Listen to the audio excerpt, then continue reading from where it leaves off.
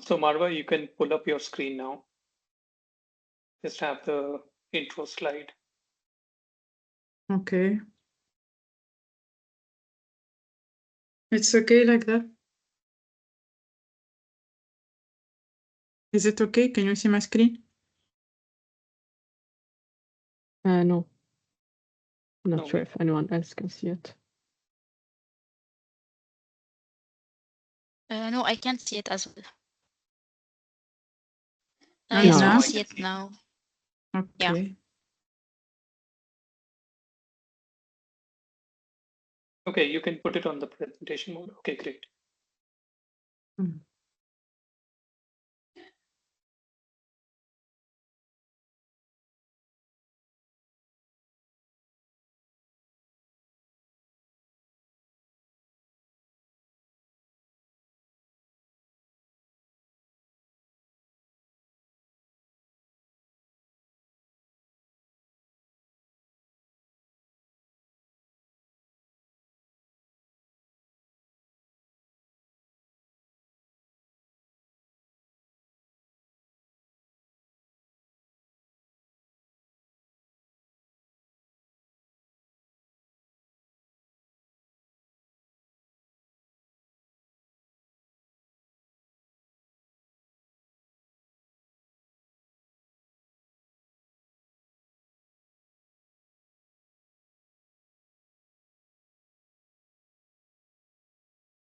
Yeah, I do see some of us have already joined in. We are right on time. So we'll give maybe a minute for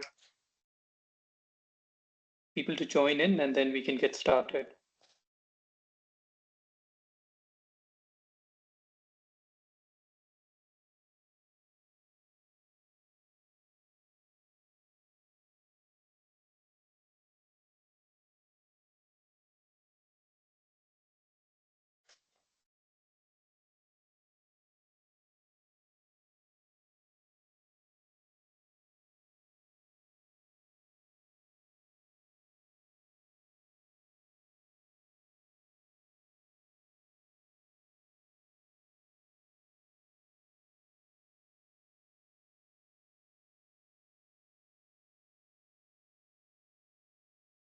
Deep, people who are joining, just accept them into the. Yeah. Yeah, I'm doing that. Yeah. Okay, great. Thanks. I think we are set. We do have our whole team there and a couple of our participants already have joined in. I think we can get started. Good afternoon, good morning, everyone, from whichever part of the world you're joining in. Thank you so much for joining into our webinar session today, co-hosted by BPS Techly Minds. So Techly Minds has been conducting these webinars for the past several months, and the idea is to give our clients, our prospects, and other organizations who are keen to learn about Microsoft Dynamics. We conduct these sessions to share more about the whole Microsoft ecosystem. I think Microsoft, from a overall ecosystem point of view, has been doing fantastic in terms of developing these applications, enterprise applications, right from your computer to using a basic Office applications to the entire suite of applications for all the different functions that we have within an organization, whether it's finance, supply chain, logistics, manufacturing, HR, sales, and marketing. So Microsoft ecosystem has solutions for all the different departments that we have in an organization. So we're going to cover a lot of it over the next 2 hours. We have a packed agenda today. We are also looking at a few quick demos for people who are not familiar with Dynamics environment to see what are the different applications, what are the modules at a very high level. And then if there is interest, we can always schedule more detailed sessions later on. So thank you again, and we look forward to having a wonderful session today. So in terms of agenda, Marwa, you can go on to the next slide.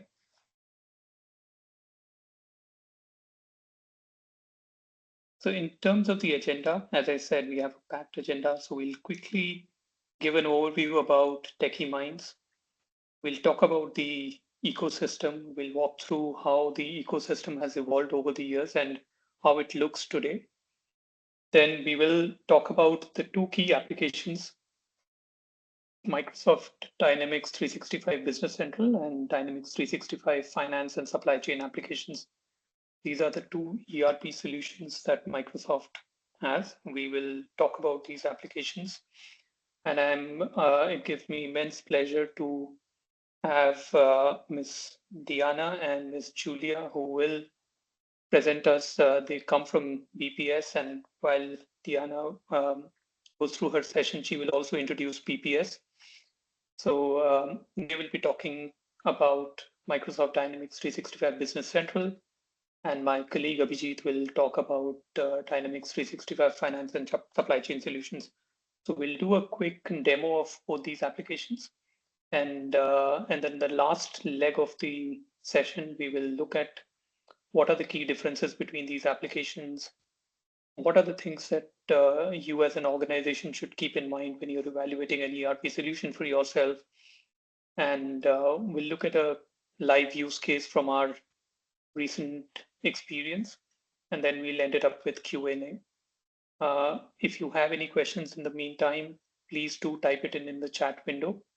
We'll be more than happy to reply over the chat. And then once we enter the Q&A session, we can open up your mic and you can ask the questions directly with our consultants. Next slide. So quick introduction about Techie Minds. Techie Minds is a Microsoft partner headquartered in Dubai. We are part of AR Software, a Microsoft Dynamics partner based out of in India. AR Software started out in 2012, so we are in our, we've been around for more than a decade now. And we specialize exclusively in Microsoft Dynamics and the entire suite of applications. We will look at the suite of applications, but anything in the Microsoft ecosystem, whether it's Office applications, enterprise applications, cloud, Copilot, the Power BI applications, Power Platform, anything in the suite of applications, that's something that we can help with. And we are a dedicated team primarily looking at Business Central and Microsoft Finance and Supply Chain applications. Those are the key ERP applications that we handle. We have a very agile team that has delivered projects across regions. We'll talk about those regions in a bit.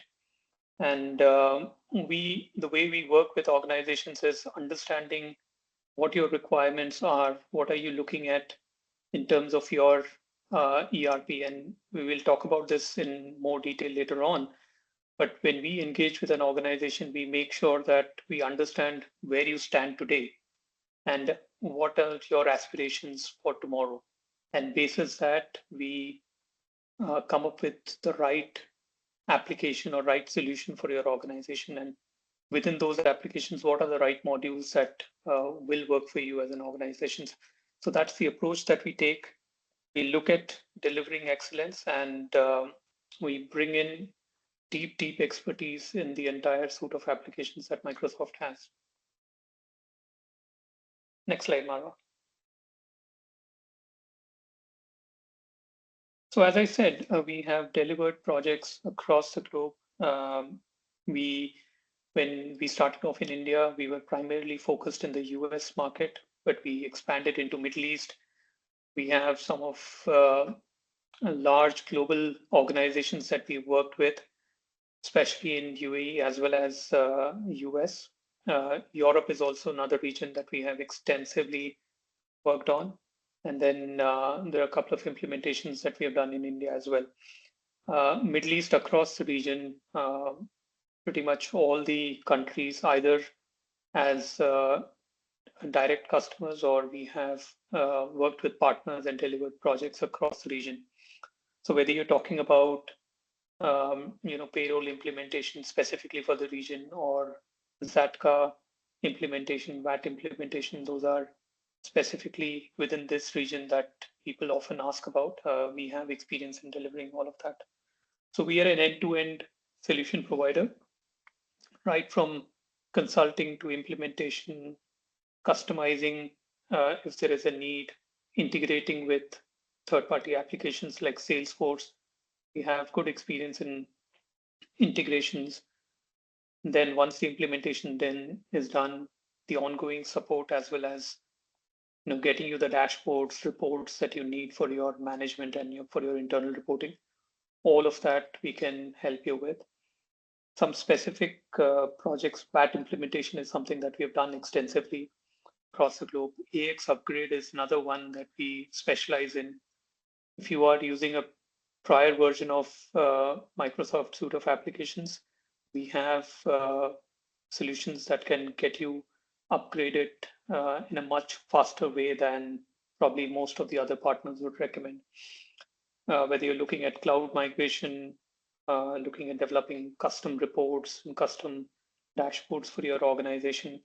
And finally, if you're looking at specific solutions like we talked about payroll, there are ISV solutions that we have access to. Based on your requirement, we can help you with these ISV solutions as well. So that's a quick overview about Techie Minds. Again, we're more than happy to help you with any requirements that you have from an ERP perspective. And we would highly recommend Microsoft Dynamics as a potential solution that you should explore. And the reason is what we have here on this slide, the Microsoft solution ecosystem. And I'll talk through these briefly. And over the next 1 hour or so, we will deep dive into the key enterprise applications, Business Central and Finance and Supply Chain.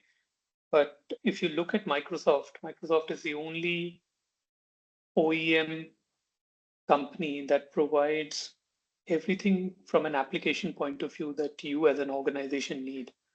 What that does is it gives one unified platform, and you have all your applications seamlessly integrated, whether it's your Word, Excel, PowerPoint that we have been so used to ever since we have been using a computer, to enterprise applications like Business Central and Finance and Supply Chain, to the analytics engine, to the cloud platform that we have. So if you look at all the requirements that you have within an organization from an application point of view, Microsoft has a solution for it. On top of that, what the Microsoft partner ecosystem has done is they have developed products which are specific to certain industries, whether it's real estate or oil and gas or healthcare. There are these ISV solutions that partners have developed, which is hosted on AppSource. So Microsoft makes sure that all of these applications developed by partners are reviewed, and once they are approved, only then they go into the AppSource. So whatever industry you're operating in, if there is a unique requirement apart from the core modules that you have in an ERP, go to the AppSource and you would find a potential application that is available to you. And these are available. Some of them are free, some of them are paid, and we can help reach out to different partners. If we don't have the solution ourselves, we can reach out to the partners and help facilitate getting these ISV solutions for you. So again, as I said, right from the most basic application for productivity and collaboration, your Word, Excel, PowerPoint, Teams, all of that is the starting point for Microsoft, which we have been using ever since we have been using a computer. Post that, you have the business data and processes where you have your ERP applications, Business Central, and the different modules within finance and supply chain. Then you have the whole suite of low-code, no-code applications and the entire Power BI, Power Platform that you have, where you can develop your own web pages, you can do your own analytics, you can develop your own applications. These are low-code tools that are available where you can develop your own applications with very minimal training. And then you have the Copilot Studio where you have the whole generative AI engine that is available now.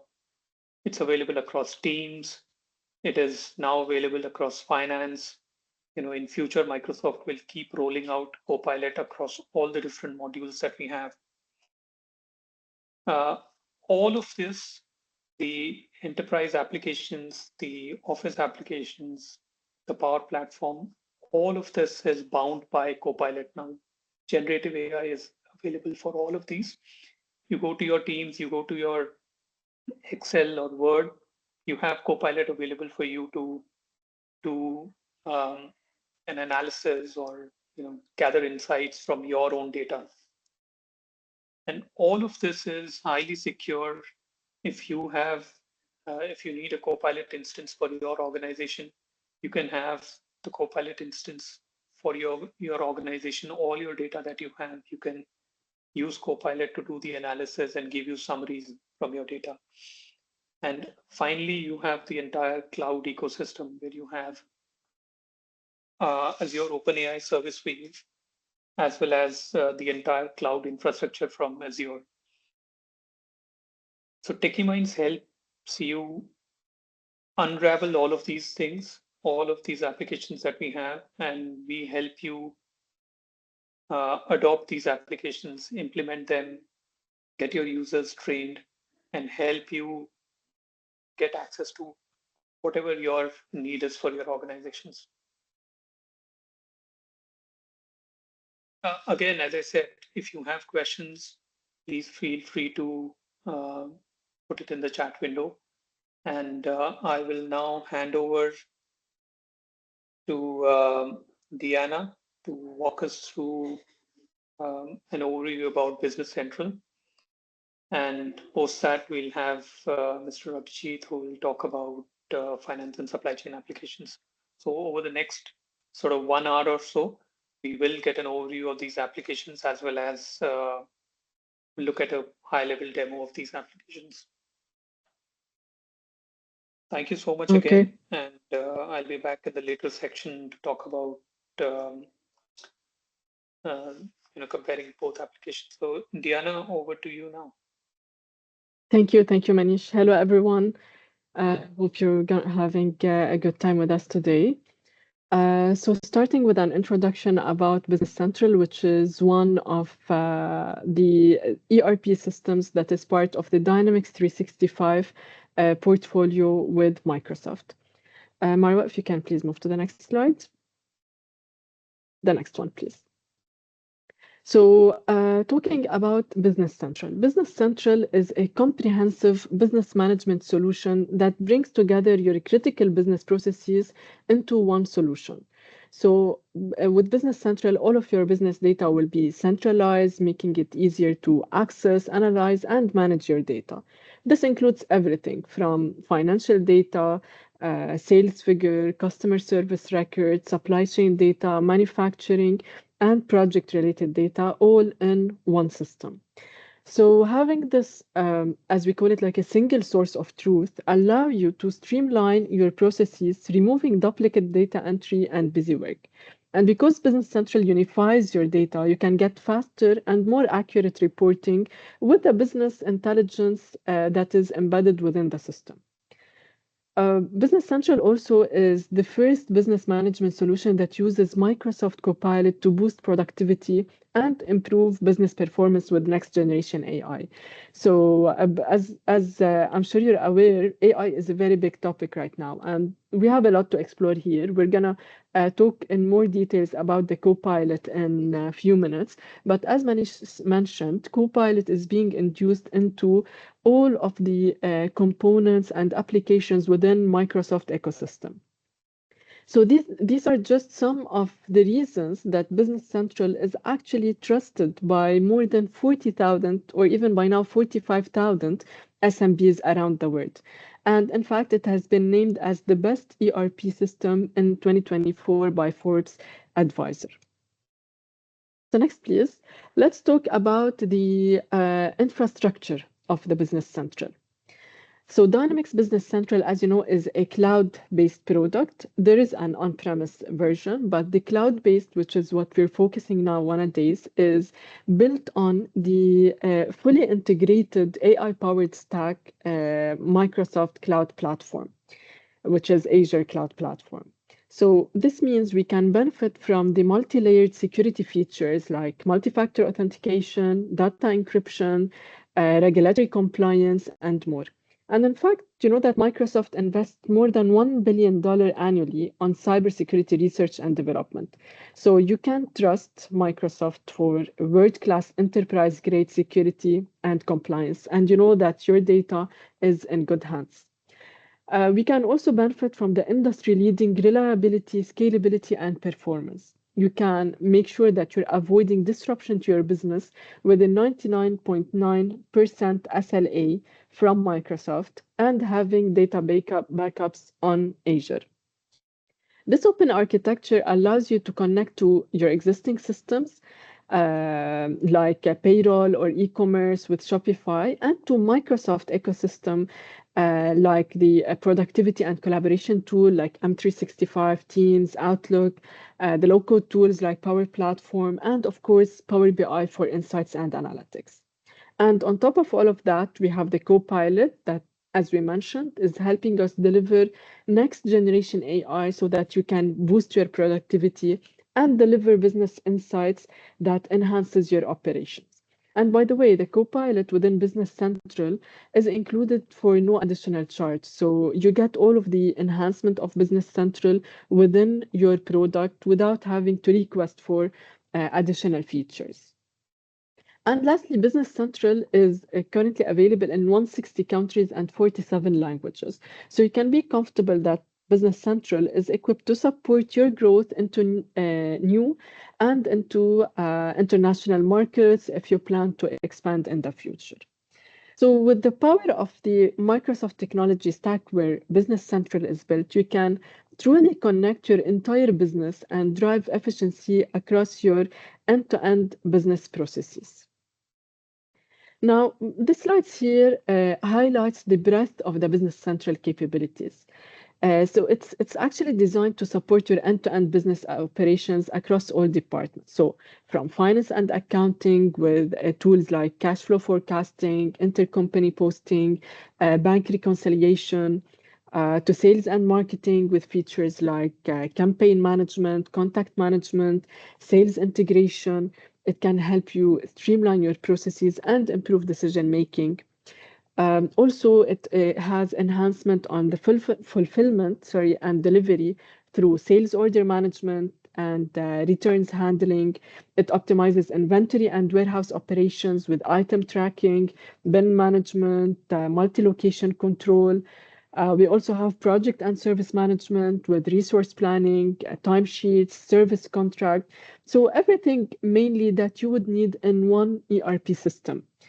Business Central also supports manufacturing operations and global expansion with features like assembly management, multi-currency consolidation, all brought together with built-in AI and Copilot. So as you can see on the screen, there is this Copilot sign next to some features. This is where Microsoft are adding advanced AI features within the product itself. So let's talk in more details about the AI features specifically. Marwa, next slide, please. Okay. So with Copilot and Business Central, we have a couple of features that allow the ease of day-to-day operations for the users working across different departments, across different modules in Business Central. So first we can chat with a Copilot using natural language. So you're going to see now in the demo, we have a Copilot chat site pane that the user can interact with to ask about the data in Business Central, or even to ask on some guidance on how to reach out for some records, how to find some data, and so on. We also have AI-powered data analysis in the list pages, so it can help you analyze your data, also using natural language.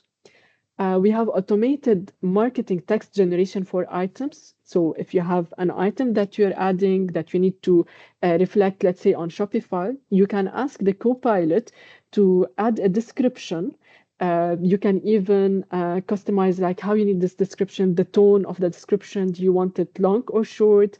What are the attributes that you need to include in the description, and so on. When it comes to bank reconciliation, also the Copilot can assist you with AI suggested matches to make it easier for you. We have the predictive payment insights and account receivable. We have automatic sales lines generation from description. So you can describe for the Copilot the line items that you want to add, and it will automatically add them. And finally, it can assist us in sales quote creation. So all of these features are now available within the Business Central, and we're going to see a demonstration around them after this presentation. The next topic that I'd like to highlight, and which is really important, is the integration with M365. So next slide. So a lot of customers are already using the M365 productivity tools. So if you're already using like Outlook, Teams, and Excel, imagine that you can work even more smarter by connecting these tools with your Business Central where your financial data resides. So this ensures that all of the essential information is accessible where you need it and within the apps that you're using daily. So you can stay in the flow of work with access to crucial data without the need to switch between applications. So if you're on Outlook, if you're using Teams, you can have visibility into your data without having, to switch between Outlook, Business Central, Teams, and so on. And in fact, by the way, a recent Harvard study showed that the average user toggles between applications nearly 1,200 times daily. Can you imagine that? So this is costing around 5 weeks a year, which is a lost productivity. So think about that for a second. Over a month is lost for just the purpose of switching between applications. So connecting your business system with these productivity tools that you're using will really impact the way your employees work. And with the Copilot and M365, as we said, that Microsoft is adding Copilot to all of the components. So we have also Copilot and Teams, Outlook, Excel, and so on. So using all of these tools together and sharing the data across these tools will not only simplify it for the employees, but it also lays the foundation for AI and Copilot to offer proactive insights with the everyday tools that you're using. So for example, Copilot can help draft emails, summarize information, and more features, ensuring that your assistant, whether you're working from Business Central or from your Microsoft 365 tools. So this is a very brief highlight on how the integration, but of course, as we mentioned, if you need additional details and to see how this integration and collaboration works more closely, we can have a more detailed demo. Next slide, please. Okay, so now that we've explored a very high level of the capabilities of Business Central, I wanted to give you a look on the quantified benefits based on a research that was done by an independent third-party company. So Forrester conducted a total economic impact study to examine the potential ROI that the company are realizing by implementing Business Central. So they've interviewed 5 representatives with experience using Business Central from different companies. And they've aggregated their experiences and combined the results into the numbers that we're seeing on the slide now. So the study revealed an impressive ROI of 172% over 3 years, with 18% productivity improvement for the finance and operations staff. And the payback period was just 7 months, which is remarkably short. So this shows that the initial investment can be quickly recovered, and it paves the way for continued financial benefits. So over a 3-year period, this study demonstrated around $500,000 in benefits through a combination of a reduction in required hires. So there was the operational efficiency it reduced the need for additional hire to support the company growth because the system was actually supporting them. Also, it was reflected in productivity improvement. So the existing staff had minimized the time spent on manual reporting, data reconciliation, and as we mentioned, the switching between different applications. And of course, avoiding the fees and the cost associated with the existing solutions that include third-party customization, outsourced reporting, so the need to have additional tools for reporting, and the maintenance and the upgrades that are needed for legacy software infrastructure. So this is a very straightforward, simple, how you can see the value of implementing Business Central in numbers, not just by the features that it can help you with. So this is a brief introduction on Business Central. I'll give the ground now for Julia, my colleague, to show you the system, show you the look and feel on the system, and demonstrate some of the highlight capabilities of the Copilot and Business Central. Julia, to you, please. Thank you, Diana, and hello, guys. Thank you for joining today. I hope you're all doing well. So I'm gonna take the screen. I'm gonna share my screen now to show you how Business Central look like and to demonstrate some of what Diana just explained to us. So to start off, this is the main page that we get once we log into Business Central Cloud. So this is the main interface that we see. We have here the navigation bar where we can search for a certain page or record. We can see our settings, so we can, if we have a notification, we can see this navigation bar here. And here we can see the different as well modules that we can navigate through to go to different pages as well. Now, if we scroll a little bit down in the main screen, we can see a set of insights and cues and tiles. So from here, we can see that I can get an overview of my organization's activity to be on top of everything. So for example, that I can see here that I have a number of sales that I've done this month. I can see as well the overdue amounts that I should be receiving from my customers, or I should be paying to my vendors. So I can see different numbers, different insights to be able to quickly identify any important issue or to be on top of everything. And I can choose, of course, what I would like to see. If I would like to see different information, I can personalize this view per user as well. So for example, depending on the role of each user, of course, each person will be interested to see different insights and different numbers. So this view can be personalized. Now, if I scroll further down more, I can see a set of tiles as well. So here I can see a lot of info. So for example, I can see open documents that need to be processed that are not processed yet, or transactions that haven't been posted yet, for example. As I can see here, I have 57 sales orders that are ongoing. And if I press on this tile, it will automatically take me to the list of these transactions easily to be able to process them, to post them, and to do the modifications needed. I can see as well if I have any unprocessed payments, if I have any incoming documents, since as Diana mentioned earlier that we have the integration with Office tools. So for example, if I have received by Outlook from a customer or a vendor, I can see the document here, for example, a quotation, and if any item is mentioned or if there is the vendor is mentioned and this item or this vendor is added in Business Central, I can see the record it's linked. So, and I can see it from here to easily be on track of all the transactions, all the quotations, to process payments on time, and to avoid any overdue or delay payments, either from customers or to vendors. If I scroll further down as well, I can see more info. So I can see if I have an approval set up in Business Central, if there is any document that I need to approve as a manager, or I'm waiting for my manager to approve my document, I can see them from here. If I have any timesheets, if I'm utilizing any timesheets. So all of these details, I can easily access them from here to make sure that I am on top of everything. And if I scroll more down, I can see like a bar chart. So I can set up a bar chart depending on what I would like to see. For example, here I want to see my top 10 customers.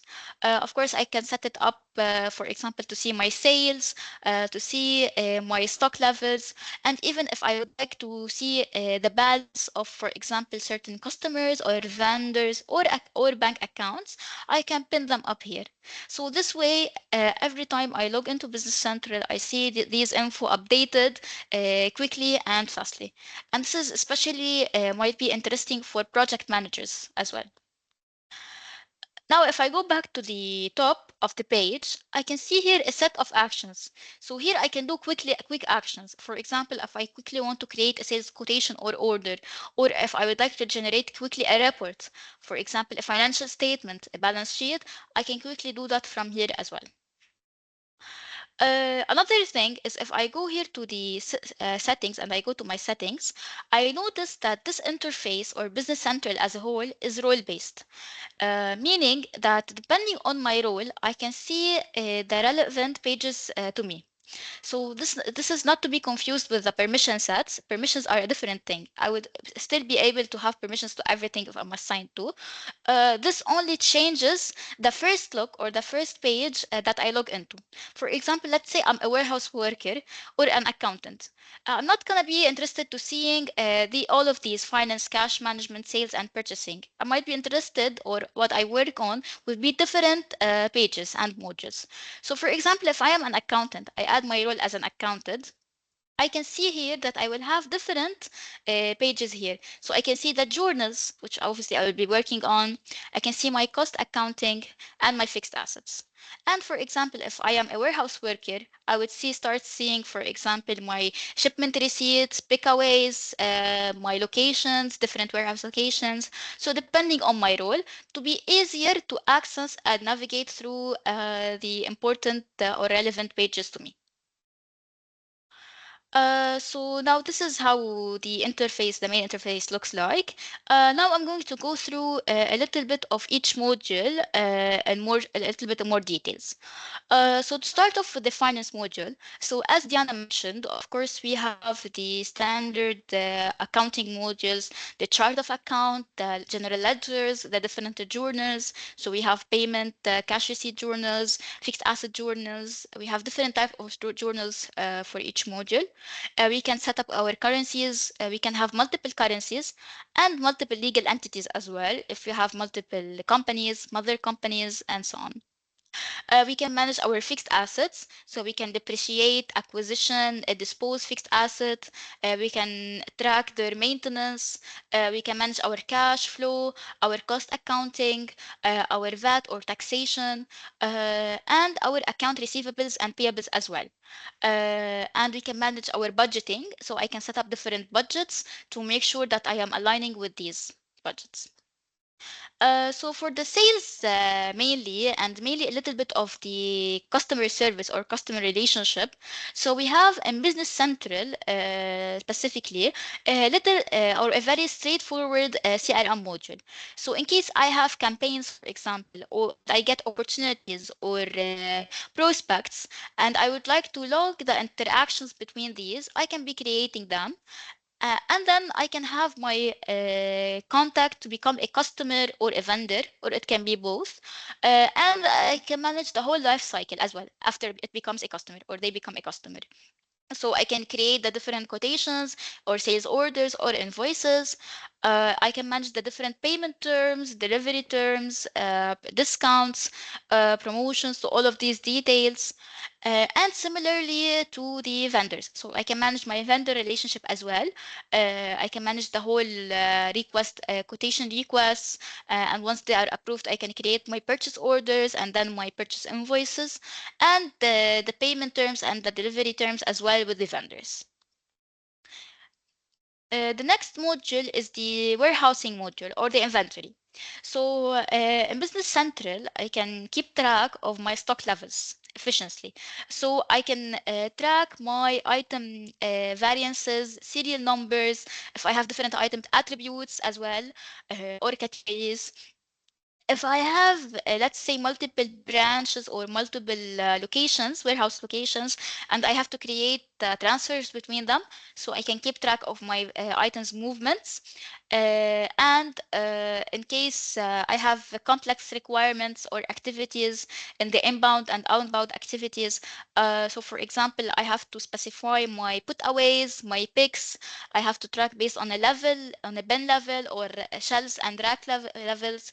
If I have a specific or special storage requirement based on heat, for example, or temperature. So I can manage all of these activities and cycle in the warehousing module as well. And based on my activity, my sales activity, and based on the setup that I do, Business Central can give me multiple forecasts. So for example, Business Central can tell me when to buy certain items, how much to buy from them, to make sure I am avoiding overstocking or understocking. It can give me a forecast as well on my planning to make sure that I am planning well on the requisition. So all of these I can get helpful insights from Business Central to make sure that I am I am meeting all of the market requests from my customers on time. I'm not causing any delays. The other module, sorry, just a second, is the project module. So the project module, just give me a second. So usually in the project module, if we go here, I can to see all the modules. Yes. So in the project, we can manage the whole cycle of the project. So I can start adding my phases or milestones of the project. I can allocate my resources, my cost against each phase or sub-phase.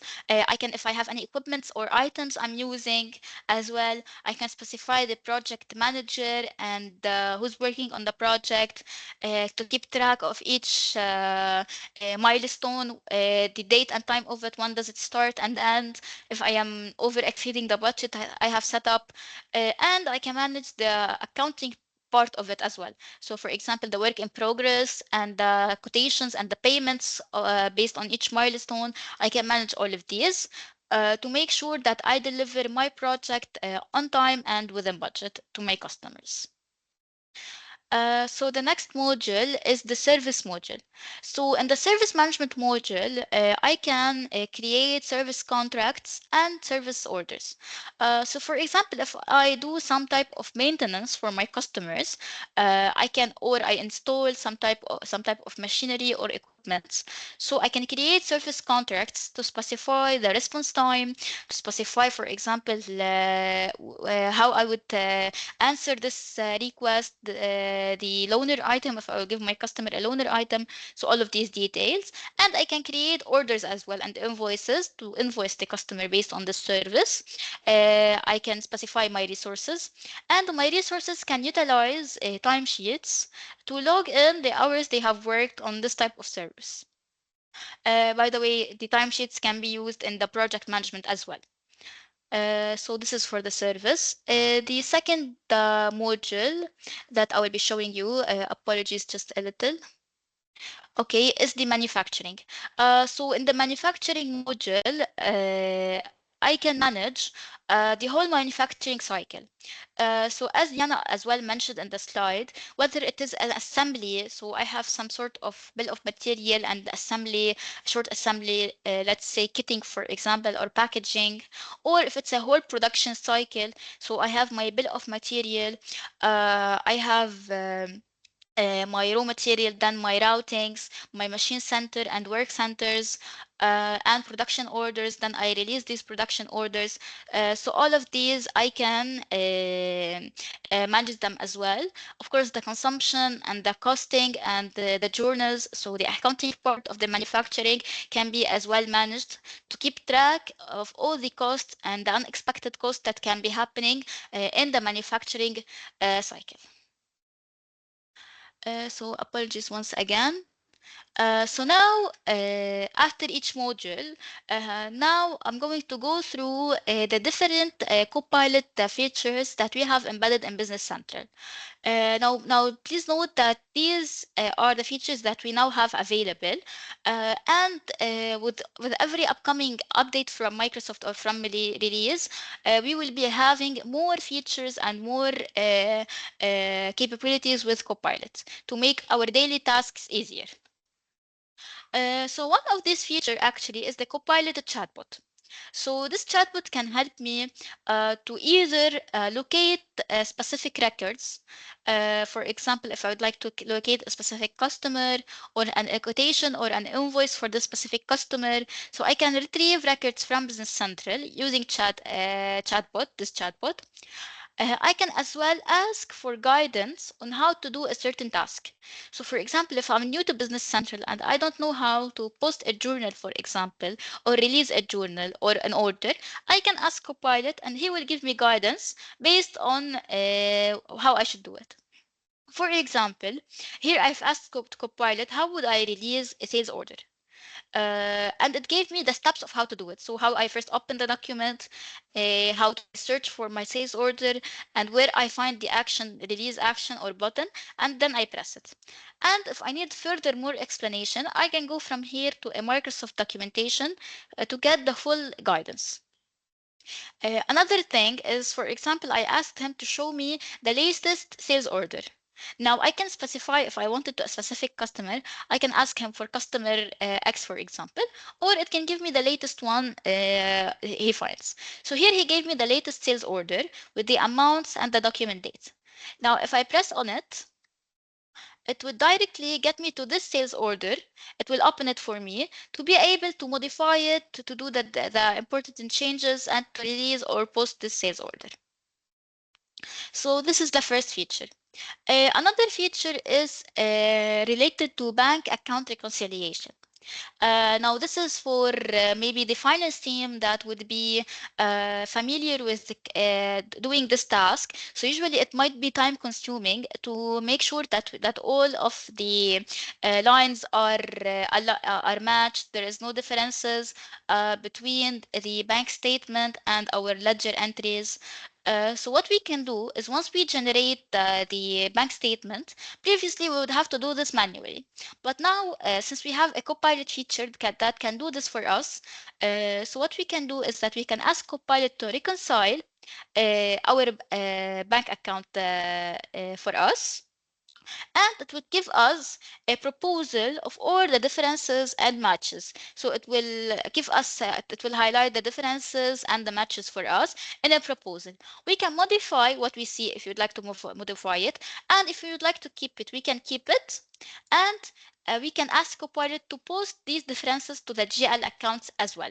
So the whole cycle would be being done in a very quickly way and easy way by Copilot instead of taking a lot of time to do it manually. The second feature is the analysis assist. So for an example, here I am in my items list. And now this feature, I can use it in every page. Every list page, I can utilize this feature. So previously as well, before introducing Copilot, what I would do is I would go here. I have this tab that is called analysis mode. If I would like to perform analysis a little bit similar to how we see them in Excel. So I would be, for example, creating a pivot mode view and doing my analysis. Now, if I want to create this analysis, Copilot can create it for me. So for example, in my items list here, I'm going to ask Copilot to show me the item descriptions and the quantity I have on hand or the quantity that I have in my inventory. So I can either type the name of the field or I can write it in my natural language. And I would like to see the unit cost. And I'm going to ask Copilot to generate the analysis for me.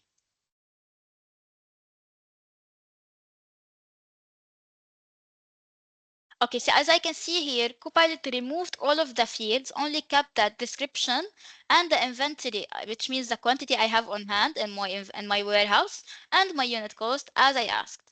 Now, let's say I want more further analysis. So I can keep asking for more analysis.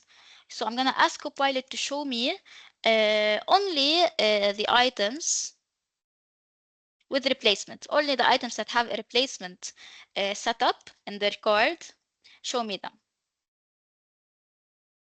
Okay.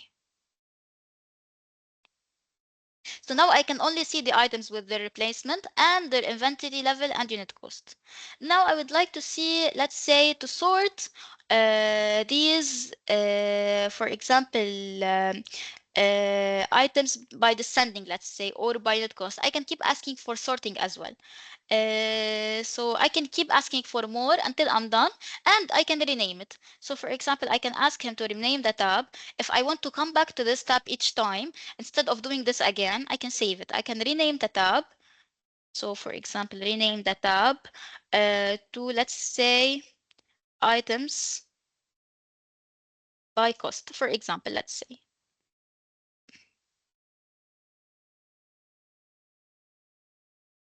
So here I can see it rename the tab. I can save this view and come back to it every time I need it.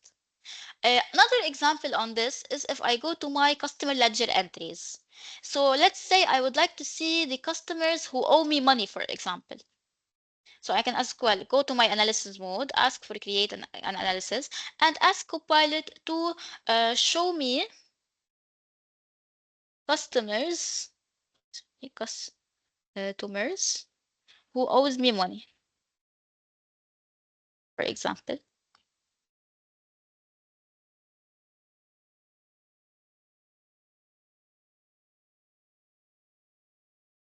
So here it only showed me the customers that owe me money.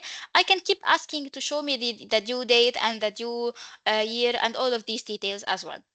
And it will keep giving me more analysis to be able to analyze my information better.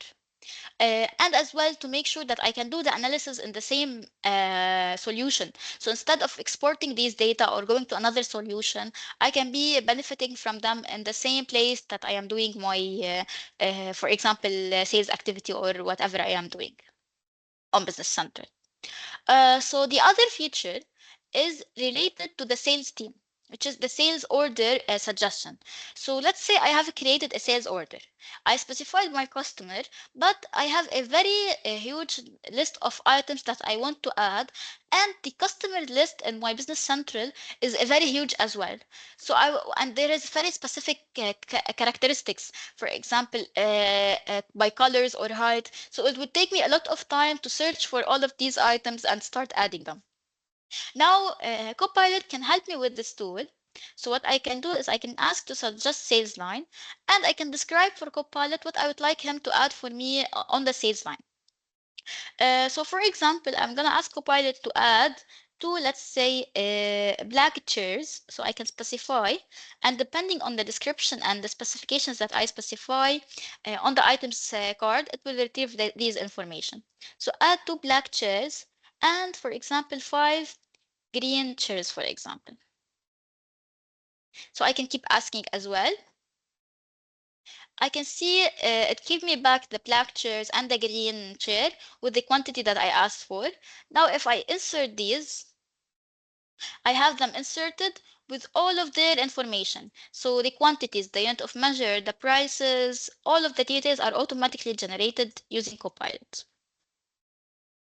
The next feature that I would like to show you is called number series suggestion. So usually, as you know, at the beginning of every year, we start generating new number series for our transactions. So this might be a hard task if I have a lot of transactions to create number series for, or to change their specific format. So Copilot can help me with this task as well. So I can ask Copilot, I can see here from the prompt guide, to create a new number series for purchase orders or for sales module, or to modify an existing number series, or to prepare for the next year number series for the next year. So I either can specify for which transaction, for example, purchase order, or I can specify for the whole purchasing module. So this is a helpful feature as well. The final feature that I would like to show you today is the marketing text suggestion. So let's say if we really require this feature, if we have, for example, sales, or if we have some type of place that we post this marketing text for, so I can generate a very catchy marketing text. So this depends on as well the description of the item and what I specify in its features. So the attributes and the characteristics of this item. So here, for example, I have this table. I'm gonna ask him to draft for me a marketing text. So here I can see it drafted for me a marketing text. It's saying that it's a charm and sophisticated, true masterpiece. So I can modify this to remove any certain statement. And I can see it gave me a tagline as well. So I can choose if I would like only a tagline or a paragraph or both, or a brief. I can choose my tone if I want it to be casual, inspiring, creative, and how I would like it to be, for example, towards elegance, power, sustainability. So depending on my item, and I can keep regenerating until I find my perfect match. Once it's done, I can keep it and I can utilize it on wherever I would like to utilize it. So mainly this was an overview of Business Central, the interface, the key features in every module, and the Copilot features as well. Thank you again for your time. I will hand it back for the for the finance and the supply chain as well. Thank you. Thank you so much, Diana and Julia. That was insightful. We do have a number of questions that are coming in. We will answer some of them as much as we can, and rest of them we will, where we have some more information to share, we will take it up in the Q&A session. So we will move on to the next section of our webinar. We will have Abhijit give an overview about finance and supply chain. And the only thing that I want to add is some of the Copilot features that Julia and Diana were talking about. They are also available for finance and supply chain. We will share about the key differences at a very high level between both these solutions, but that's in the later on session. But Copilot is increasingly getting embedded across the solutions, whether it's Business Central or finance and supply chain. So you will keep seeing Copilot getting embedded across different modules. So I will pass it on to Abhijit now. Abhijit, you want to share your screen? Hey, good afternoon, guys. Are you guys able to hear me? Yes, Abhijit. Hello. Okay. Yes, we can. Okay. I'm sharing my screen. Let me know once you see the screen, and then we can deep dive into the session.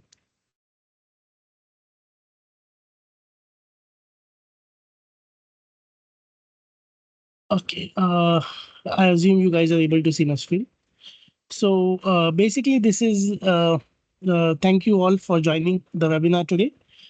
Just to introduce myself, I am Abhijit Raja, solution architect for finance and operations, with approximately 20 years uh, into the Dynamics piece. Earlier, I used to uh, work in Dynamics 3.0 from 2006, and it has been gradually as Dynamics has evolved. I have also evolved with the solution. So to start off with, I just want to share you. So these are all the modules which comes out of the box from Microsoft, which we have got payable, receivable, asset management. This is a new module which has come. Budgeting, cash and bank, cost accounting, credit and collection, expense management, fixed assets, GL, human resources, inventory management, warehouse, and advanced warehouse as well, procurement, product information management, which is actually the items, production, and project management. Project management is actually very strong in F&O. So let's go first to the GL piece, because GL is the heart of the system. It's like the sun of our planet. So basically, here we have capabilities of multi-country, multi-currencies. We can actually do a multi-currency exchange rates. As for us, we have actually developed one ISV also, which is integrated with xe.com, which actually brings all the exchange rates automatically from the XE site as many times as you want to do it. As this is the GL, this will have the chart of accounts. This chart of accounts is used throughout the system into everything, your AR, AP, inventory, and everything. There's an interesting concept called as dimensions in Dynamics. So basically, I will explain what is dimension. These are called financial dimensions. So basically, financial dimensions are certain fields which you can associate with any kind of transactions, or rather all the transactions. You can also set certain rules that certain transaction requires certain fields and certain things can be blank. At the same time, you can also define that certain values are allowed and certain values are not allowed. So that gives a lot of control over the transactions in terms of human errors. So a lot of human errors are getting restricted right into the data entry stage itself.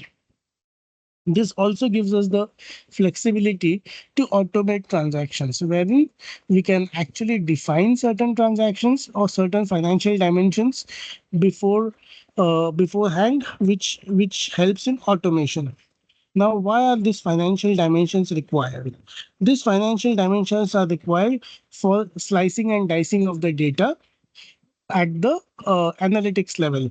Wherein example, let's say that one of my cost center is a financial dimension, one of my business unit is a financial dimension. So I want to understand, oh, at the end of the year, what was the profit, or what was the revenue generated from a particular business unit, or what was the cost, or what are the expenses that I incurred for a cost center in this particular year.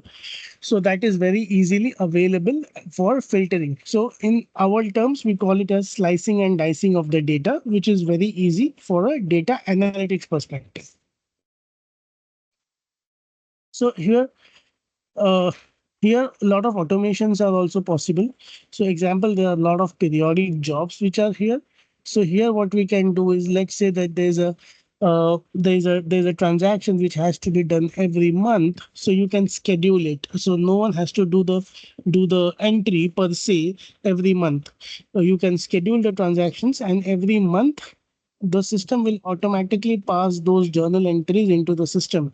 So this will actually reduce a lot of human intervention, and kind of automation is also introduced, which reduces the cost from the human perspective, as well as the errors are also reduced. Now, I will like to show you what is uh, so here easily you can search. Like if I'm typing here, let's say I want to type voucher transactions. So I want to search voucher transactions and I don't know where it is.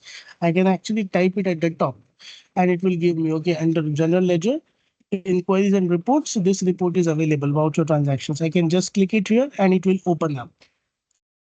So let it open up. Give me a minute.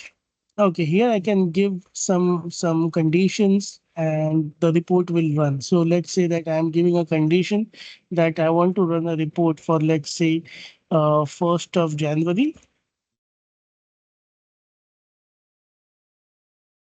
to 31st of January.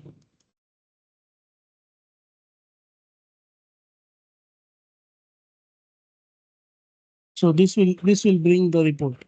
So okay, there are no transactions in this. Let us try for some other data, or rather with a blank data, probably that would generate some transactions.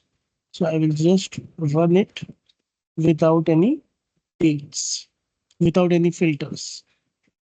But in real world scenario, there are a lot of transactions you have, so you have to filter certain data. Otherwise, it becomes too big. So here, this is one of the important reports. Okay, the second thing is you can actually download each and everything to Excel, because most of the people have the habit or are more comfortable in Excel. So you can actually download everything. In each form, we have the capability of uh, downloading the data in Excel. There's a concept of data entities which will be used to do this. Now, apart from that, I will just talk about like this. Come, give it a minute or so,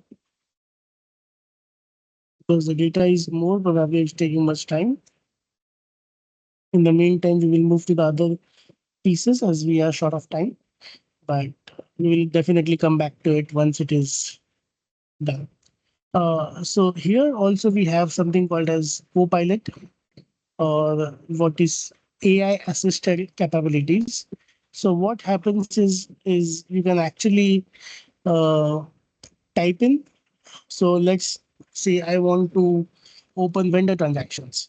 So I can just say open vendor transactions, and it will actually give me the path how to open it and what all the features that are used into this.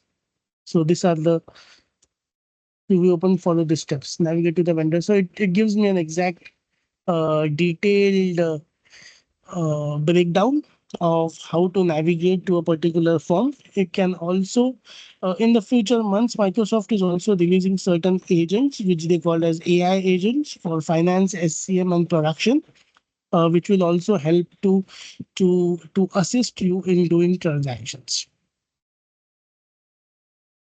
Okay, so here this has come up, so I can just download all the entries in Excel. It will just within a fraction, it will download everything. As this is a test system, it is a bit slow, but in generally it will be pretty much faster. So every major form will have a Copilot insight or an AI insight. Example, I will go for a customer master. So if I open a customer master, there is a summary of data over here, summary by Copilot. Every major form will have this kind of. Now let's go to the most important topic, which is the item master, because that's where the that's where the main intention is. So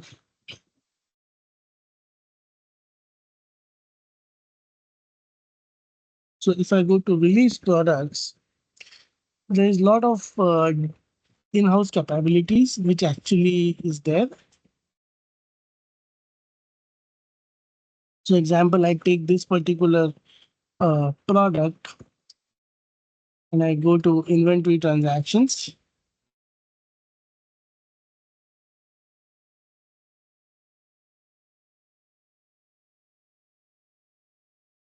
So here basically all the inventory transactions are available.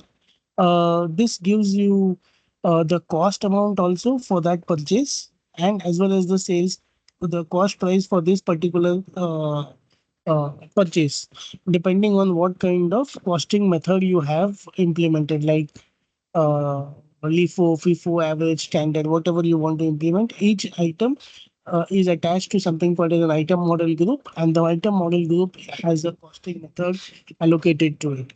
So this way you can actually track your cost. So basically what this essentially means is you can actually drill down to the profitability of each item or for each order uh, at the order level, or even at the item level, you can get all those uh, profitability. So out of the box, you have got this 4 product dimensions, which are configuration, color, size, style. You can actually rename this. That facility is available. Similarly, you have storage dimensions of site, warehouse, locations, license plate, inventory status, and tracking dimensions of batch number, serial number, owner. So for a particular item, you get approximately 10 to 11 kind of more dimensions wherein you can slice and dice the data. Example, I will give you. So if for an example, if you want to if you are having a T-shirt or a shirt for example, you don't have to create multiple items for the same size, or like say small, large, extra large. These are not different items. This is essentially the same item, which you can actually create multiple dimensions as style or size, and then depending on the transaction, you have the ability at the transaction level when you select the same item called T-shirt, and you can actually select different dimensions. So that way, you can actually have multiple products under one item. So those are not essentially different products, but just variations of the same item. This option is available. Now, uh, if I go here, if I go back here,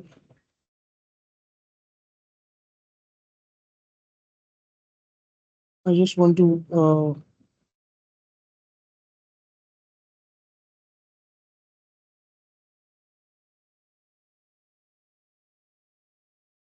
so this was about the item. For standard costing, you can actually create a standard cost and assign the standard cost to it. For all other kind of costing, the system will automatically pick up the cost and do the calculation for LIFO, FIFO, depending on your purchase prices.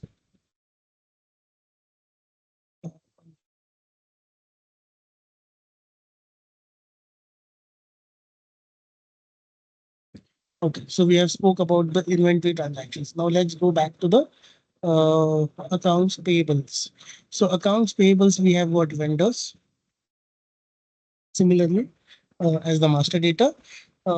Here, basically, you can actually create purchase orders. So the purchase order process starts right from the RFP process, where you can generate an RFP.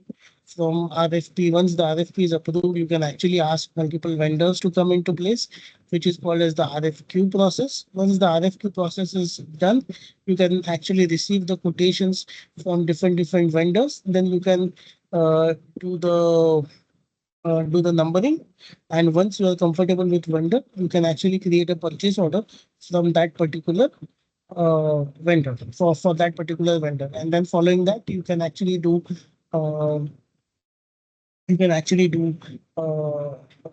the GRN, which is the receiving of the material, and following that the invoicing. Now here actually I wanted to talk about two things. I want to show you about something that we have created for one of our customers. I wanted to show you something.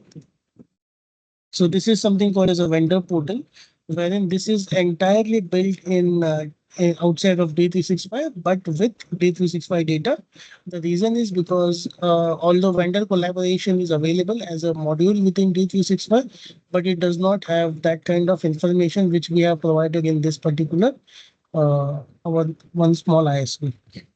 So basically, here is the high level design of it. So this is the vendor portal. In this, on the website itself, you give the vendor portal button. Once you click the vendor portal button, it will actually once you click on the vendor portal button, it will ask you for your vendor registration or vendor login. If you are going to register it for the first time, you have to give your email ID and it will and phone number, and it will give you a code. Once you get the code, the vendor is registered into your D365. The vendor has to log in, and you have to give a new password to it. So basically, once you log in into the system, you have to fill in all the particular details of the particular person who is going to be using the system. So once he looks into the system, once he is into the system, he will see the screen, which is what are the latest tenders, what are the current bids that they have made, what is the vendor status, all other information will be available from D365 into this particular portal. And this will also reduce on the license cost requirements also from Microsoft. Apart from that, they can actually bid for a particular tender. from this portal itself. Similarly, they can actually send all their required data, like your documentations. If they are bidding for a particular tender, then they can actually send uh, the RFQs from this particular portal. So once they do that and once they have allocated it, so these are all the informations which they can actually see all those bids which they have actually done for that particular company. So here they can actually specify their bank account, multiple bank accounts they can specify. Here are all the purchase orders. So basically here, if you see, we have given like them 4 tabs, and 4 tabs are actually having all the data from this is all D365 data. This is actually live system from D365. And so all the purchase orders for that particular vendor. If they click on purchase order, they see all the purchase orders for that particular vendor. If they click on GRN, they will see all the GRN for that particular vendor. Similarly, for invoices and payment. If I go down, I will get. See, you will see everything. So this is what I wanted to show you as a small demo of our capabilities, what we have done, which can be used if, in case you have any requirements. Apart from that, we can actually generate checks. Uh, we can generate checks from the system. We can generate ACH, which is electronic payment. Host to host payment is also available. That is also part of the system. Now coming to something called as invoice capture or invoicing. So basically for invoice capture, I will just go to the home page. There is a button called as invoice capture. This is actually a power app from Microsoft. So basically what it does is you can actually basically the vendor can send invoices to a shared email ID. The app will automatically process those invoices as it has got an AI capability. Earlier we used to call it as OCR. Now OCR is a old version, but this is more like AI.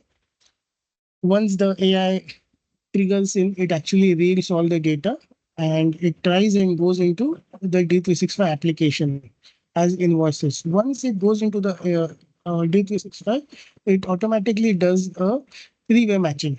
So if any one of you is not aware what is a three-way matching, so three-way matching is like matching of the invoices for purchase order, uh, the unit price and the invoice.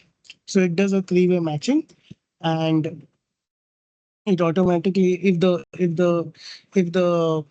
if all of the three-way matching is passed, then it will send automatically to payment, wherein upon approvals for payment, the payment is released via check or via host to host transfer, depending on whatever the policy is. If the three-way matching is failed, in that case, it goes for concerned authorities for an workflow, for an approval. And once the approval mechanism is done, once it is approved, then the following invoice will also go for payment. Now come to bank, cash and bank. So basically, you can have multiple banks. You can have multiple banks, and there is a nice feature for automatic bank reconciliation. So this is automatic bank reconciliation, wherein what happens is you can actually import the statements. Uh, you can actually import the statements from the bank in a specific format, which is a worldwide accepted format called MT940 BAI2. There are 3 formats which are available with the bank, which Microsoft supports.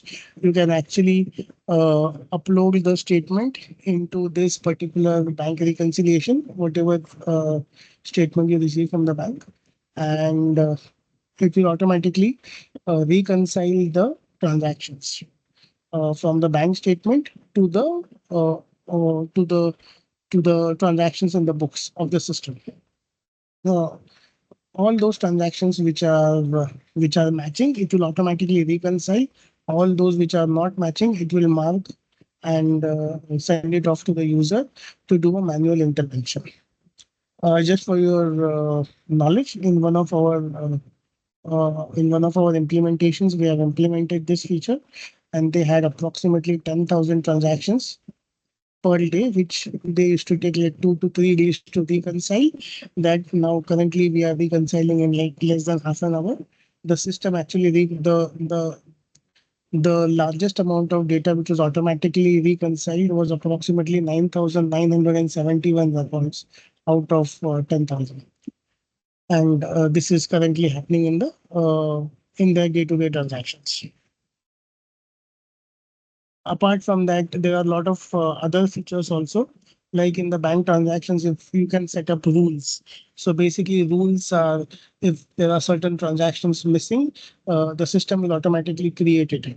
Example, when you do, let's say, certain transactions, or the bank is charging you certain fees that is not part of your books. So basically, you can actually set up a rule saying all the transactions which are new, you can actually input them into the system and the system will automatically post it. So that way, no one has to manually create those transactions back again. So this is another automation which actually finance team likes, so that it reduces a lot of their work. Uh, then let's go to production. So basically, I will like to talk about more about two more modules, which is production and project management. So basically, let's come to the production module first. So basically, it has got bombs, it has got you can create production orders, and the best feature is it has got MRP. So which is basically what it has got min max levels you can set. So basically what happens is if you once you set the min max levels, and once the threshold of the raw materials are going to or the finished products are going to hit at that level, it will automatically create planned purchase orders and planned production orders, uh, which will automatically go into the production. So this all is done by MRP. MRP is an engine which runs at the Azure level, uh, which automatically creates production orders and purchase orders automatically in the system. This actually helps companies or organizations to replenish their stocks without any issues. So replenishment problem is gone. Apart from that, you can also do scheduling of the resourcing capitalization of the resources. Uh, then you can actually monitor the resources. You can use the resources to the optimum capability uh, in this particular production module. You can have n number of bombs. So basically, what I mean by n number of bombs is a bomb inside a bomb, which is a sub bomb that can go up to n number of levels. You will have to configure the bomb at that level. Let's go to project management. Project management is very vast in FNO. So basically, you can create projects. There are three types of projects. One is TNM, the other is fixed bid project. The third one is investment, and the fourth one is internal project. So I will talk about the first two, which is fixed bid and time and material. So basically, in fixed bid, what happens is you can actually define the milestones and the project and the products, the payment cycle associated to that particular uh, milestones. Once the milestone is completed, at that time, automatically the billing will kick in. You will have to just create the invoice proposal, which is an automatic step. With a click of a button, all the invoices are created. Uh, so basically, all the sales orders, purchase orders, whatever the item requirement mapping is there, it is all part of the project model. So everything. So basically, project model here it is like a big umbrella, and within the umbrella, everything, your sales orders, purchase orders, everything will come into place. And the best part is, you actually get to see the project statement at a click of a button. So basically, if I just click calculate, depending on all the transactions, whatever has happened in the project, it will give me a real time view of what was the cost expense, what is the cost item and everything. So basically, if you see here, I've just clicked it and it will give me all the details right at the click of a button for everything. This is like for for all the transactions in the project. Now coming back to to the type of project. We discussed about the fixed bid project. If you go to time and material projects, here what happens is you can actually so basically, you can actually book in your hours, your expenses, and your transfer prices, your items, whatever is required. So basically, depending on the hours, if your resource is specific, if your particular person is actually spending like 10 hours into this particular project, that project that is getting uh, accounted in the project. So it will have both the values, your cost price and the sales price for TM and for TNM projects. So if you see here, let it down. And similarly, these are like four types of journals: item, hour, fee, and expense. So all of this, uh, so this is like for this particular resource, Julia, whether this is a billable or this is a non-billable. If I say 10 hours of thing, if I go to general, the sales price is 17.25 and the cost price is 15. As soon as I post it, my project profitability will change. Uh, this is real time. This is you can actually get project statements, project invoices entirely through the system. Uh, so this was a small what do you call this was a small uh, high level view about projects.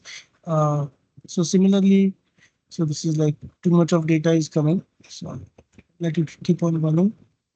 Um, so I will talk more about a couple of more modules, which is fixed assets and budget planning. So here in budget planning, here I can actually, this is budget module. So this is budget register. Here, basically, you can actually create budget for each department. And for each department, you can actually create budget at the granular level, which is at the account level.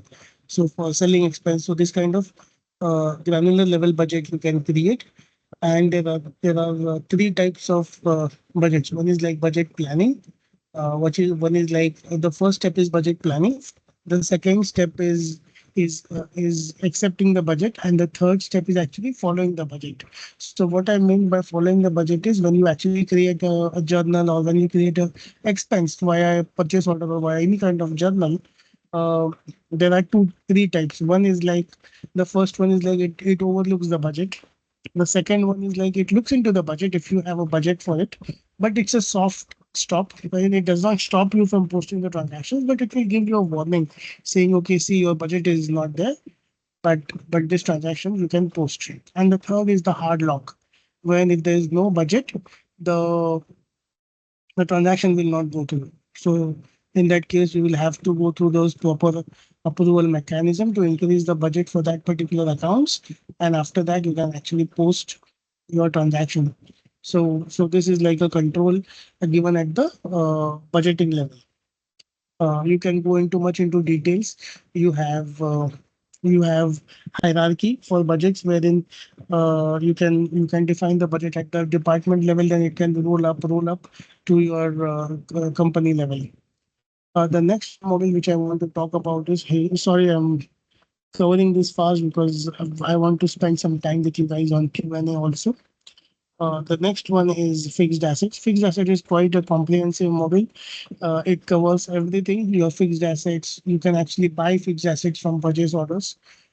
You can do depreciations. So there are journals for doing depreciations, acquisitions, and there is you can actually sell the fixed asset. You can scrap the fixed asset. Everything is there. Those all entire process is available. Into the system. So just as the voucher transactions which we had exported have come because there were approximately 50 to 60,000 transactions were there. So all this kind of facility is available into all the fields on all the forms. So you can download all kind of data at any point in time.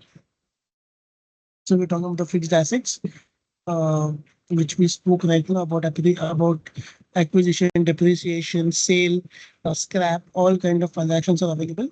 in the system. The next what I wanted to talk about was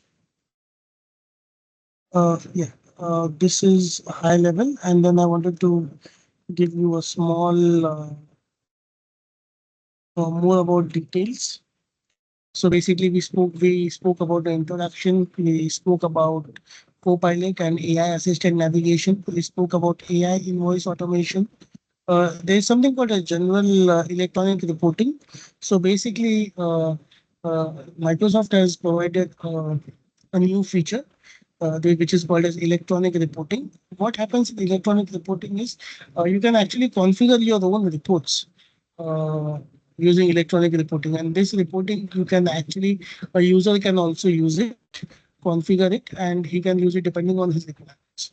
The next is Power BI and analytics.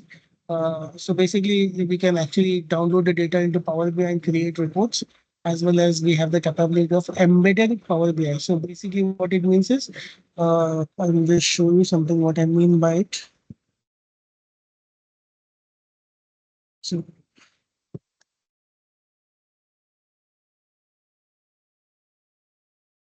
see cash forecasting.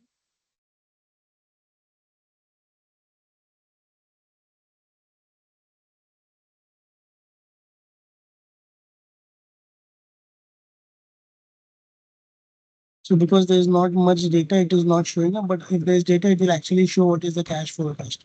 You can see all these kind of tiles are available, which is built in Power BI.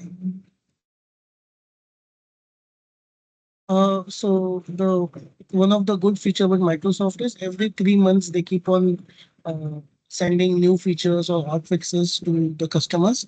Currently, what is going on is 10.0.44, which is currently there. Every 3 months they keep on sending new updates. The current Microsoft emphasizing on AI, automation, and integration, that is also our strongholds. We believe in automating the system to a greater extent, wherein the users can use their intelligence for other purposes to grow the company. Uh, we spoke about AI invoice auto AP invoice automation, wherein the scanning and the data entry is automatically done by the system, reducing or no human intervention is required. We spoke about general integration. So basically, we are actually very powerful in doing integrations. Currently, we are doing integrations using OData, Power Apps, Logic Apps. We also do integrations using staging table, wherein we get the data from the third-party applications, store it into a staging table, and then we run batch jobs within the system, which actually transform the data to the relative data points and get into the flow of Dynamics AX or D365 financial operations. The most vividly used kind of integration point is API, which is real time, something called as a business event also. So example, as soon as as an invoice is posted, a business event is triggered, which automatically sends the data to the third party in case you want it. Similarly, there are other capabilities like sending emails and others. So in case of automation, you can actually send invoices to the customers directly as soon as the invoice is posted.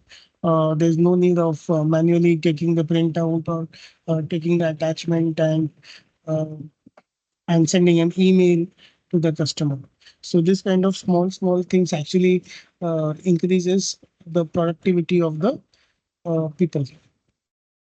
So that was a small introduction or small FNO briefing from my side. Anish, if Sure. Thank you so much. That was pretty comprehensive, and I think you covered quite a few modules. So thank you so much, Abhijit. So in the interest of time, we'll quickly move on to the next section. Marwa, you can put it on presentation mode. So we wanted to quickly cover, the differences between the two applications that we looked at, and how do you go about as an organization, how do you go about looking at which is the right application for you, whether you're looking at Business Central or finance and supply chain? And again, we are talking in Microsoft's context, but if you look at the ERP market globally, there are a number of solutions that compete in the Business Central market, and there are a number of solutions that compete in the finance and supply chain market. So all of these applications tomorrow, when you're evaluating, you need to first assess based on where you stand today, how mature are you as an organization, how and what do you see yourself tomorrow as an organization from an IT landscape perspective. So you compare, so whenever we engage with an organization looking for an ERP solution, we try and assess where they stand today, how mature they are. Marwa, if you can just click next here. So one of the examples that we typically see is organizations who are using in-house developed tools, primarily Excel. There may be smaller applications that they may be using, and looking to migrate to an enterprise application like finance and supply chain. That it's a huge gap when you're moving from an Excel-based system or a very boutique small application to an enterprise application. We always advise that you start off with a smaller ERP solution like Business Central. Get your processes, get your data organized, get your functions aligned in terms of how they operate with each other within a system, and then look at moving into an enterprise application. So, and that journey also ties in with the growth of your organization. So you're a smaller organization today, but as you look at growing your organization, move into a smaller ERP solution like Business Central, and then migrate to a bigger ERP solution like finance and supply chain. Similarly, it holds true for any other application that you have in the market. So, Marva, if you can click next. So one of the most beautiful thing about Microsoft is, if you can just go back to the previous slide, Marva, just the last part. So one of the most beautiful thing about Microsoft is that it offers you the entire suite. The Excel spreadsheets that you have been so comfortable with over these years, Microsoft has taken the same UI, same uh, functionality into Business Central as well as finance and supply chain solutions. So you have the same ease of using applications like you used to do in Excel.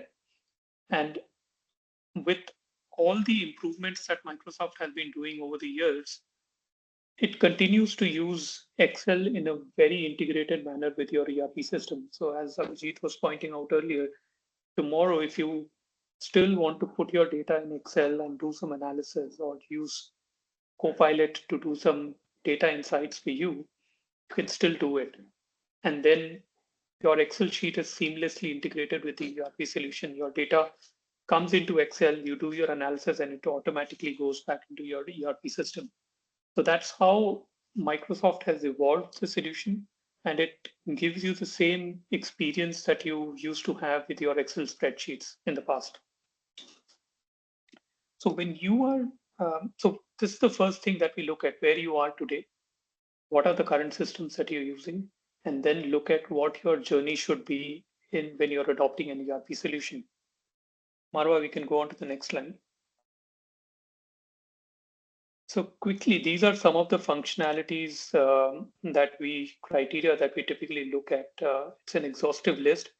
I will just briefly cover them, but if you are looking to move to an ERP solution, you're exploring something, we'll be more than happy to have a discovery session with you where we can talk through all of these in more detail and understand where you stand today and help you adopt the right ERP solution for your organization. So the functionality, I mean, if your processes are mature, you have defined process flow for each function, you have your data organized, those are the most important things that you need to analyze when you're looking at the functionality. These standard processes, standard data will tell you that these are the things that we need as functionality in the ERP system. we have been part of RFPs where the list of requirements used to run into several hundreds of rows of data. So each process, whether it's accounts payable, accounts receivable, our customers would define what are the different processes, sub-processes that they need within the ERP solution. And we used to tell them what all would be possible out of the box, what will need to be customized, are there third-party applications that you would need. So if you have your processes mature, you will be able to define what functionalities you need. Scalability of the solution, like as I said, Microsoft, you can start with Excel today. Within Microsoft, you can move to Business Central, you can move to finance and supply chain. You have applications for all sizes of businesses. So does your ERP or the ERP that you're looking at allows you to scale as you grow? And that is where Microsoft far outweighs other ERP solutions that we have. Ease of use, I talked about. The same ease that you have with Excel continues through to Business Central and Finance and Supply Chain. Customizations, you can easily customize, add in process, while we would recommend out of the box processes as much as possible and minimize customizations, but the tool does allow you to customize certain processes. Integrations, we have extensive experience. Any third-party application, which we talked about different models of integration, if they have APIs available, we have done Salesforce integration for one of our client that was heavily challenged in terms of integrating D365 and Salesforce, and we helped them do that. Deployment options, fairly straightforward, whether you're looking at on-prem or cloud or looking at hybrid, all of that stuff. Again, Azure cloud is available within Microsoft ecosystem, again, very seamlessly integrated with the ERP. And then you have the total cost of ownership. Look at all possible costs that you incur today.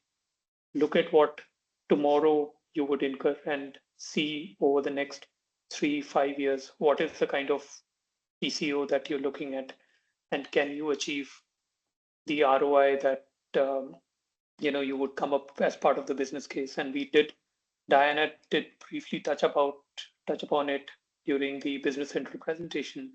We do have similar ROI and TCO analysis available on Microsoft's website for various different applications that we have. Marwa, next slide, please.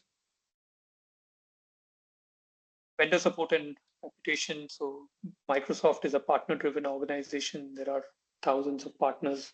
Selecting the right partner for you who is knowledgeable, who has experience in the industry, who can get the project delivered to you successfully is again something that you need to look at.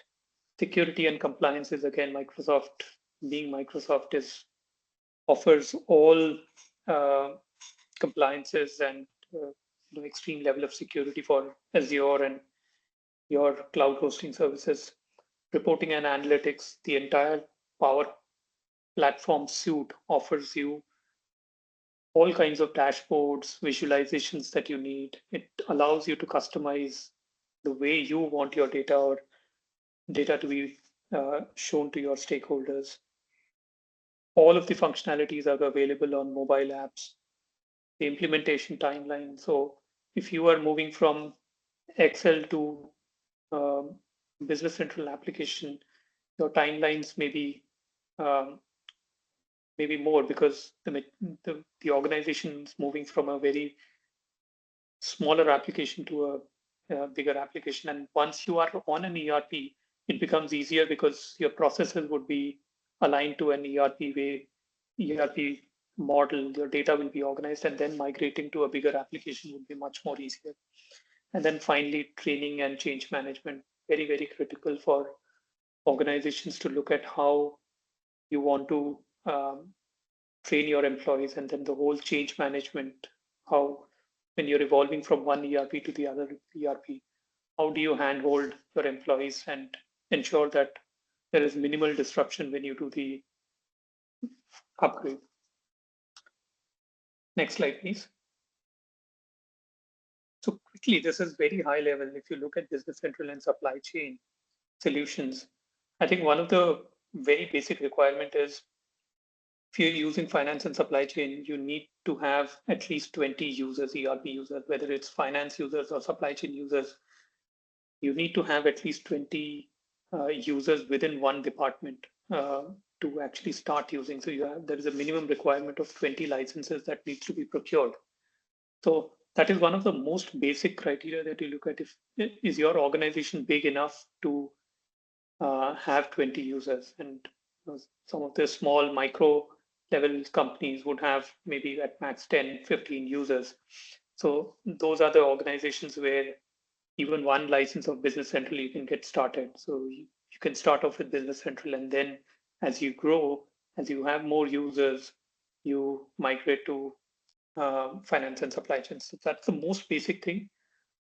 But again, as if you're looking at more detailed comparison, we'll be happy to schedule sessions with you to share more about both these applications. The level of integrations, the tax locations, are you globally spread? Are you in a particular region or within a certain country? All of these things are very, very critical when you look at both these applications. And then finally, the volume of transactions. If you have several thousands, 10,000s of transactions running into probably hundreds of thousands of transactions, you are a big organization and you need a bigger application. Whereas you're dealing with fewer volume of transactions, that's where Business Central comes in. But again, this is at a very high level, as I said. We will be more than happy to schedule exclusive sessions for you and talk through both these applications in more detail. Marwa, next slide, please.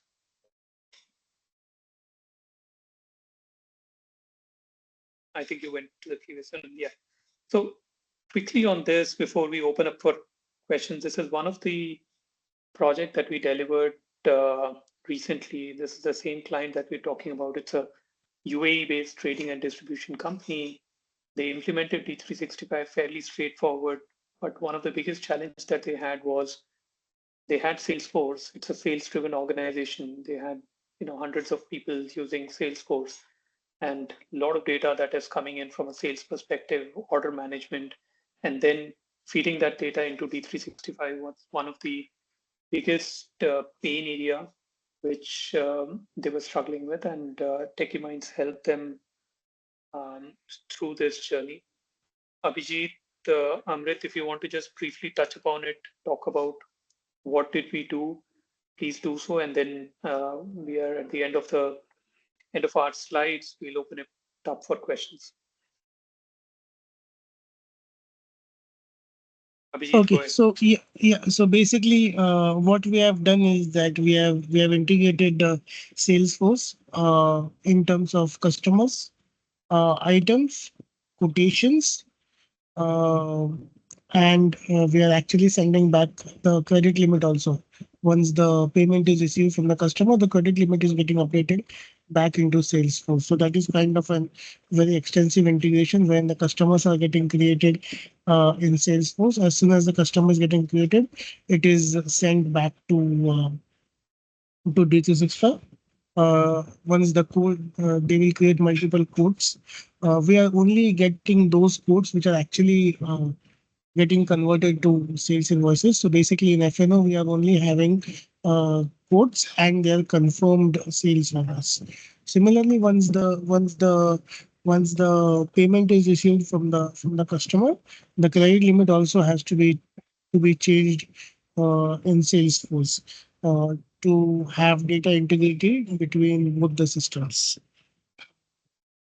Apart from this, we have done financial reporting. We have done profitability reports for them. We have created Power BI reports, which actually help them to do a tracking item level wise and sales order wise. So this helped them a lot in their MIS reporting.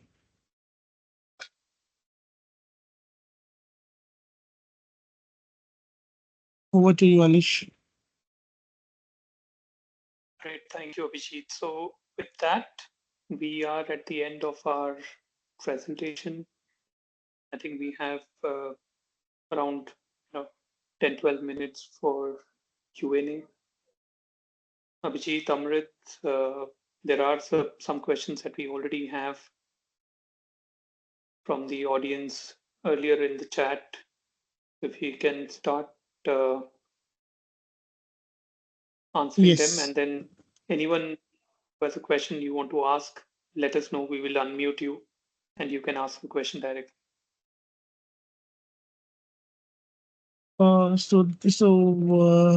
We have this question regarding AX to D365 upgrade. Yes, we have done multiple upgrades, both in US, Canada, and in the Middle East. In Middle East, we have done one in Dubai, one in RAK, and one in Abu Dhabi. Currently, we are actually working with one of the aviation companies. It's an upgrade project only. They are supposed to go live approximately in mid of October or end of October.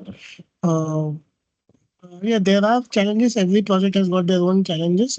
Currently, the major challenge which happens is once we take the code for code upgrade from their existing 2012 system, and they still keep on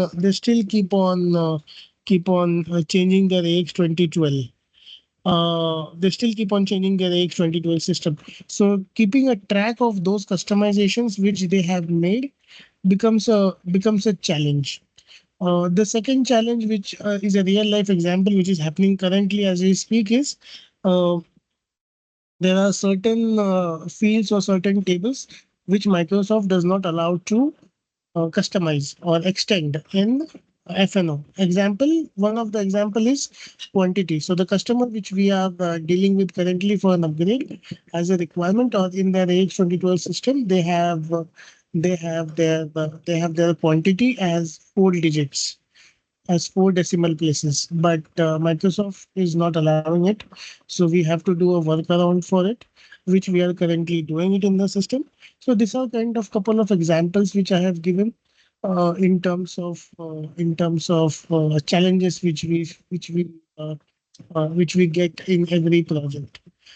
There are other challenges in terms of data also. Some people Ani, if you can unmute Mr. Khanboli, probably he has got some questions. It would be easier than chat.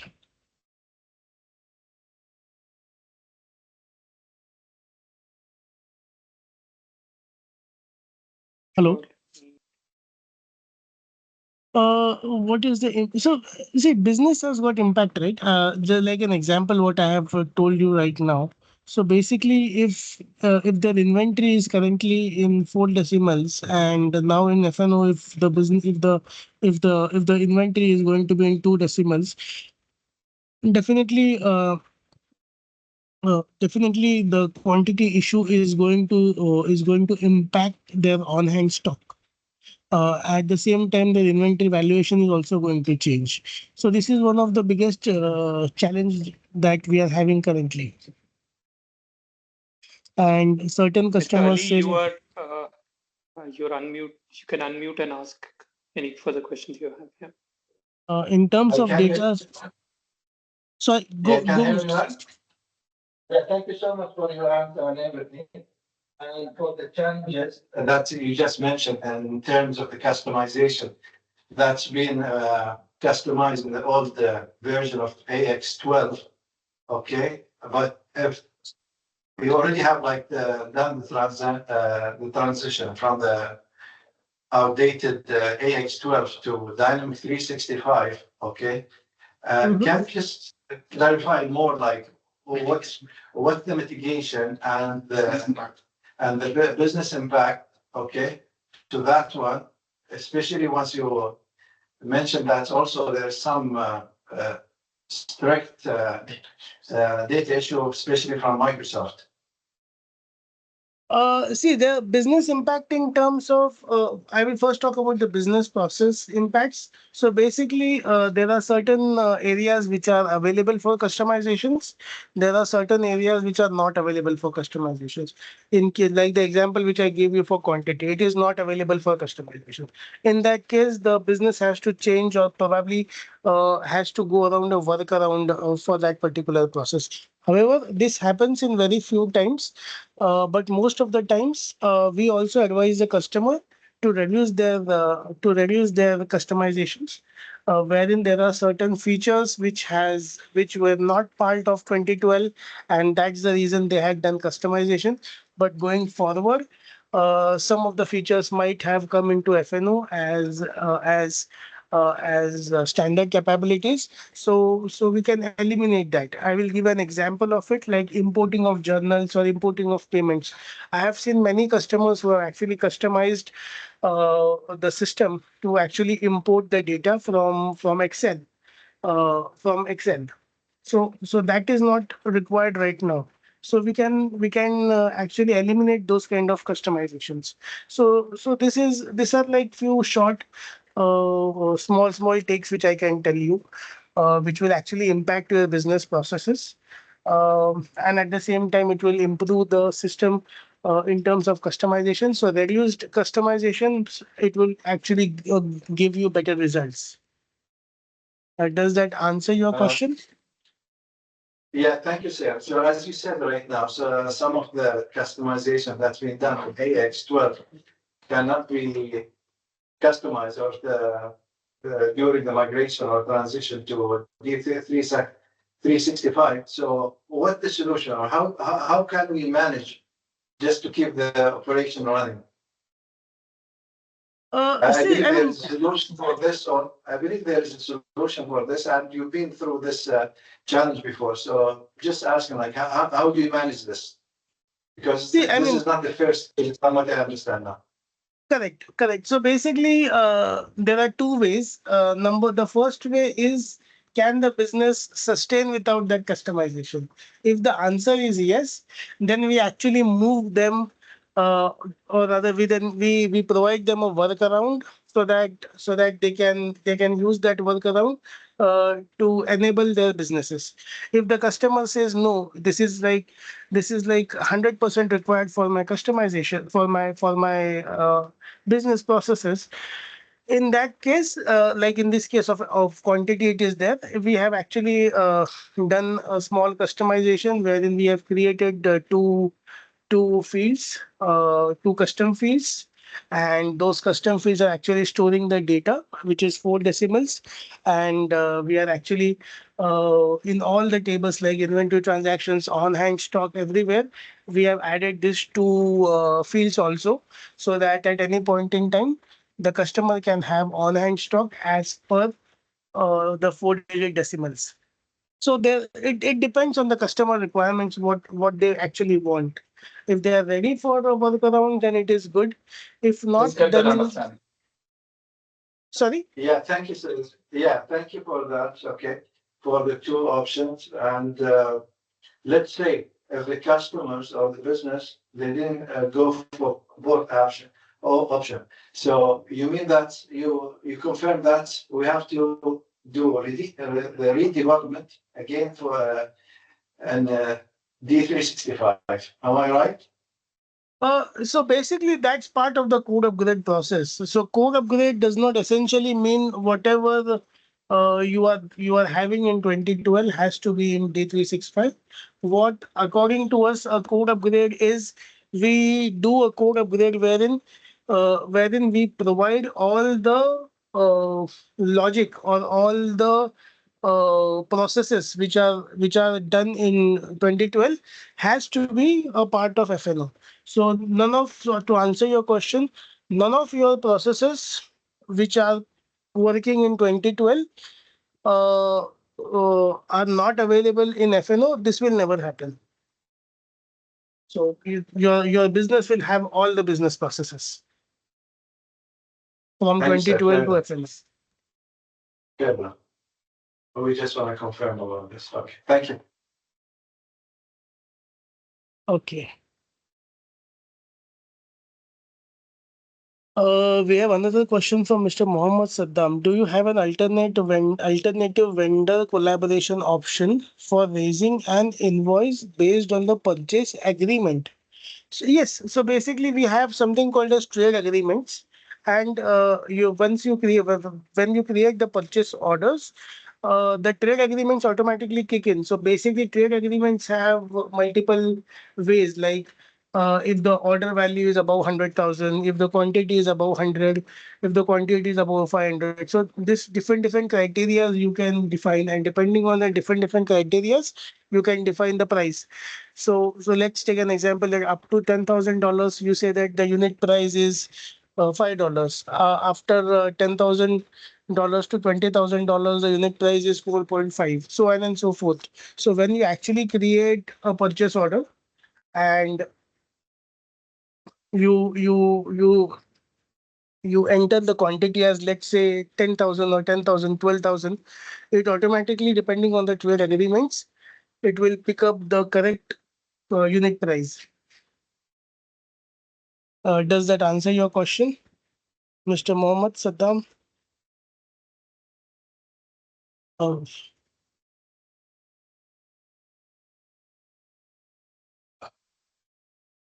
Okay, any more questions, guys?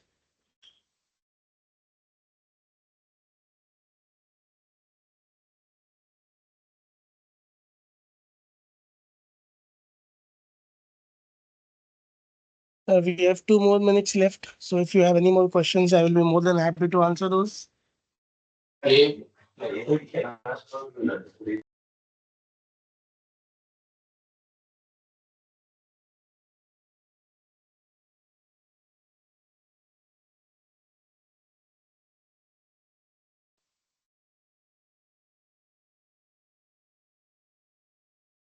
I think we are good now.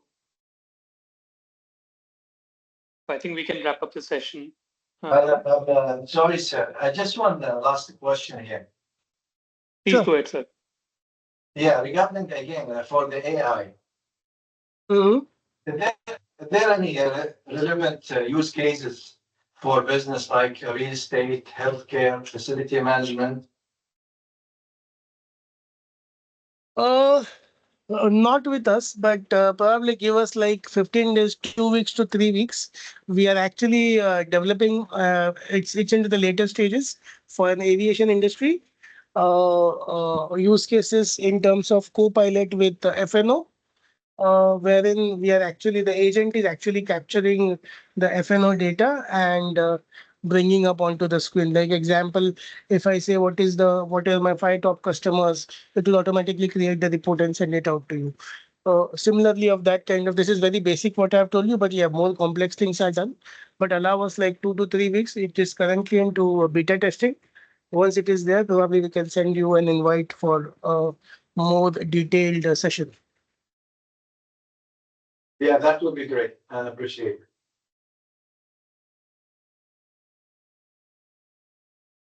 Hello? Great. Yeah, Thank sure. you. Yeah. Yeah. Yeah, I will be waiting for that one. You can take your Sure. time and send it to us, please. Thank you. Sure. Sure. Okay, I think we can then wrap up the session. Thank you everyone for your time today. I hope the session was insightful and you were able to learn more about the Microsoft Enterprise Applications ecosystem. And we'll be happy to have more detailed session with you, in-person session with you if you have a requirement. We will share the recording of the session uh,